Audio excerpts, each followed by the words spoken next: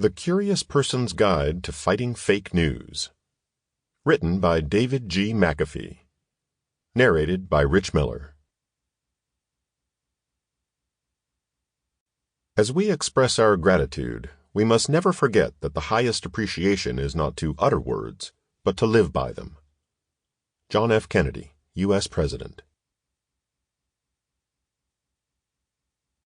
Introduction. Can journalism really accomplish anything?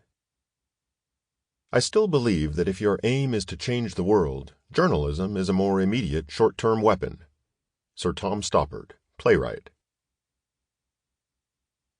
It's not very often that a simple conversation completely changes your mindset or truly inspires you.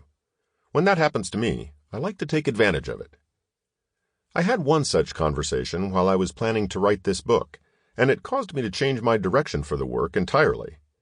I was initially looking at the fake news problem as though it was caused by the readers, with journalists being innocent bystanders.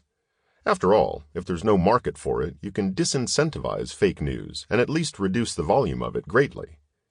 There's certainly some truth to this perspective, but nobody needs a book by a journalist talking down to everyone who doesn't respect the profession.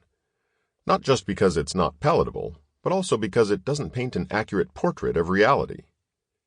Instead, the problem and its origins are much more complex than that.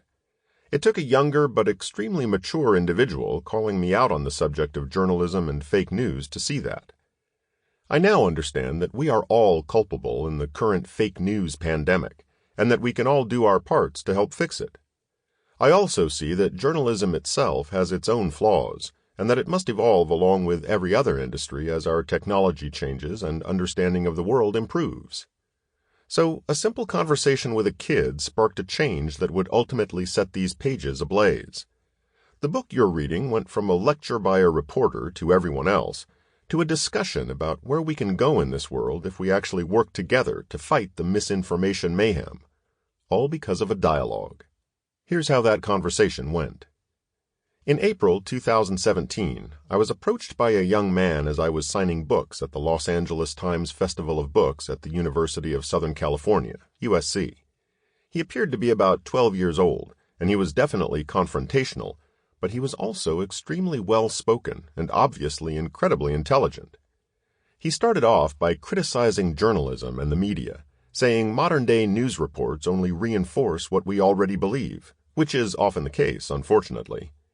He also made the very correct point that many news agencies care more about clicks and controversy than they do about spreading good information, which has been a problem. Sample complete. Ready to continue?